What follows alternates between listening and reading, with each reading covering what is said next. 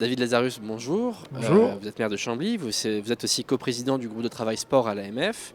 La ministre des Sports et le président du comité d'organisation des Jeux Olympiques de Paris 2024 viennent d'annoncer la liste des communes qui ont été retenues pour le label Terre de Jeux.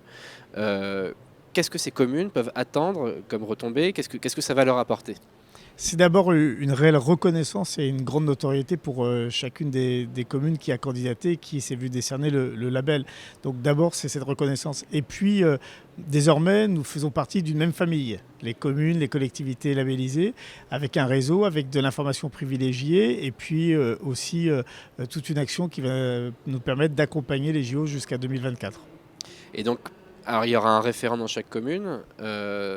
Ces référents pourront ensuite avoir de la formation, bénéficier de support pour organiser leurs événements.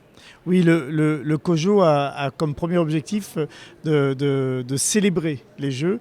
Et donc à travers ça, il y a énormément de communication, de vecteurs d'information que le comité olympique pourra donner. Mais il y aura aussi des moments de partage. C'est vraiment ça. Donc les référents seront à la fois ceux qui font remonter l'information et ceux qui la reçoivent du COJO. Alors en même temps, il y a un autre gros enjeu pour les collectivités en ce qui concerne le sport, c'est le lancement cette année de l'Agence nationale du sport et qui va être décliné dès l'an prochain avec une gouvernance territoriale. Donc est-ce que vous pouvez nous dire un peu comment ça va se passer? Qu'est-ce que les collectivités attendent de cette gouvernance territoriale? L'Agence nationale du sport, ça a été un grand débat, un long débat et un grand défi, et c'est une opportunité pour les collectivités territoriales. L'AMF est un des membres fondateurs de cette Agence nationale du sport et nous y prenons toute notre place. Elle a été créée cette année et désormais en 2020, c'est la déclinaison territoriale. Là-dessus, les projets de décret qu'on vient de voir vont nous amener à beaucoup de débats. Intéressant, peut-être vigoureux, parfois même vif, mais nous souhaitons qu'au plan local, on ne recrée pas l'ancien CNDS, mais qu'on soit bien dans une déclinaison territoriale qui permette d'associer pleinement les collectivités territoriales comme nous devons être, puisque nous sommes le premier financeur du sport en France. Alors concrètement, quel est l'enjeu? Qu'est-ce que le gouvernement propose et qu'est-ce que vous aimeriez avoir? Notre inquiétude à nous, c'est de recréer localement l'ancien système dans lequel, de fait, l'État et son administration avaient la mainmise sur les décisions. Non, nous, ce qu'on veut, clairement, c'est être autour de la table avec le mouvement sportif, avec les représentants de l'État, avec le monde économique.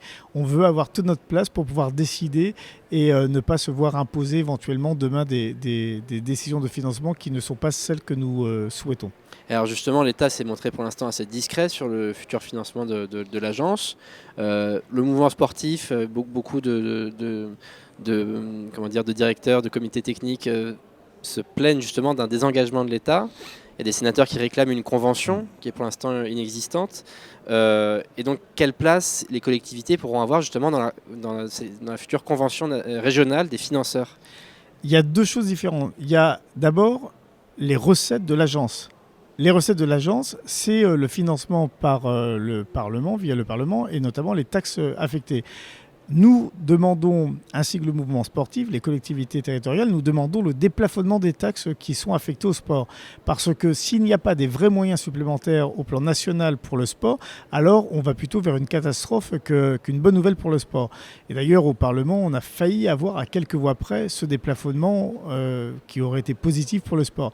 La deuxième partie, c'est le cofinancement par les collectivités territoriales sur les équipements sportifs.